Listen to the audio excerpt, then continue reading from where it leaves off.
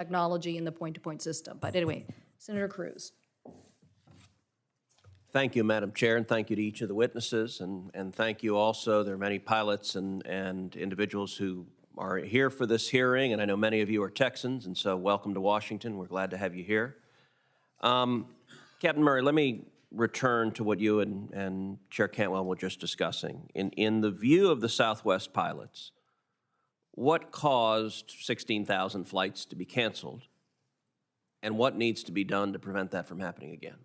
Well, thank you, Ranking Member Cruz. Again, it was a cascade of events that ultimately caused, the failure in IT, the failure in its ability to keep up, the loss of where pilots, where airplanes, and where crews were, a failure of infrastructure. Our operations agents who have a front row to our customers and board our airplanes weren't sure what was going on nor could get answers. So it was a failure epically from top to bottom. We had crews that were on the phone. We have screenshots, 17 hours on the phone trying to get a hold of someone. Many of our frontline employees went above and beyond and were able to cobble together a crew, cobble together an airplane, get passengers, and they did that on their own. And so when I said in my oral testimony that they rely and they've continued to rely more and more on being supported by their employees, the employees are the ones that did the Herculean task of kind of trying to recover. So in your testimony, you expressed frustration that in your view, management was not listening to the concerns of the pilots. Could you elaborate on that frustration, and do you feel that the changes that are needed are being implemented now?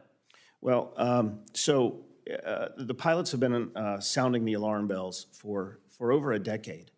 We've been the whistleblowers on this. We've watched this progress and seen these meltdowns occur. I've laid it out in my written testimony for you. We've seen these meltdowns occur with more frequency and more severity. We have tried to get them. We love our airline, and they have to be better. And we are trying to partner with them, and I think that's key. The frontline operators, whether it's a baggage cart, whether it's a fueling truck, whether it's a pilot, whether it's a flight attendant, whether it's a customer service agent, all have frontline experience in seeing what goes on. And there has to be a partnering. We are a very data-driven organization at SWAPA. We have provided them point-to-point solutions for their point-to-point network. So I think there has to be, this isn't an IT fix. This isn't a plug and play. Again, it's got to be holistic, and it's got to be addressed, and it can be addressed tomorrow in a process.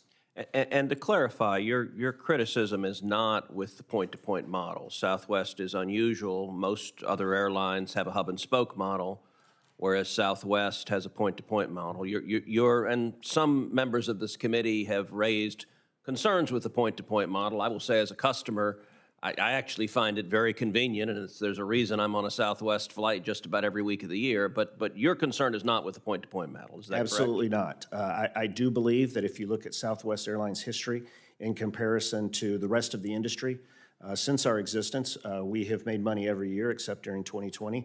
The rest of the airlines have not. And I believe that is the magic of our point-to-point system.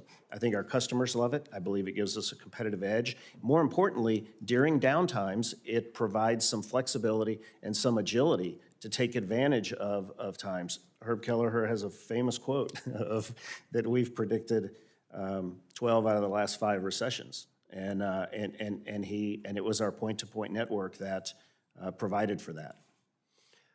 Dr. Winston, some of the proposals that have been discussed by Democrats on this committee and indeed by President Biden in the State of the Union address involve the government regulating things like pricing, things like fees that customers are paying, regulating things unrelated to safety. And let me be clear, I think it is an integral responsibility of the government, the FAA, to focus on safety and ensure safety for the flying public.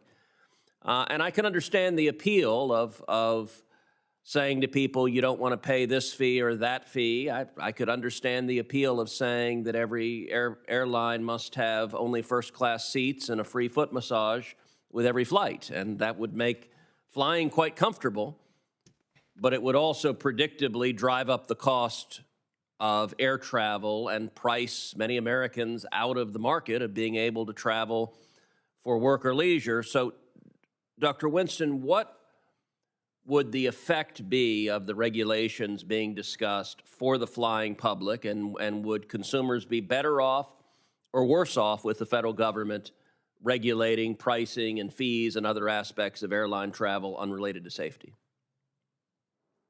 Thank you. So I think the important thing here, we need to be specific, and we want to work with the counterfactual. So we don't, it's a little hard to understand if we go very general saying a regulation. I want to know, what regulation are we talking about? And then we just spin through, okay, what is going to be the full effect of that regulation? So I'll mention one. Suppose we say that all checked luggage is free. We have to allow people to be able to check luggage and not charge them. And on the face of it, that sounds a good thing. People want to check their luggage. They don't want to pay extra fees. But then spin through what's going to happen. Well, airlines are going to incur a cost from that. This is all airlines, not just Southwest. And this is a competitive industry, and they can't incur these costs. They have to pass them on, and they will with higher fares. And we can continue to do this exercise with pretty much anything that I've heard thus far recommended. Now, people complain about transparency. That's a different issue. I mean, certainly airlines, and I don't really know why companies do this, can say, look, here's the price, and quote, does not include in bold letters extras. Put an asterisk and say, here are the extras. So people know they have to pay for baggage, and so on and so forth. So, that's in general what we can expect to see, and we can plug in specific policies. Am I allowed to say something else? Well, if it's really very short, because we're over this time and we need to get to various members. Okay, very short. All airlines run point to point. The only flights that are not point to point are those that crash. Southwest really does not run that different a network than other airlines. Senator Baldwin.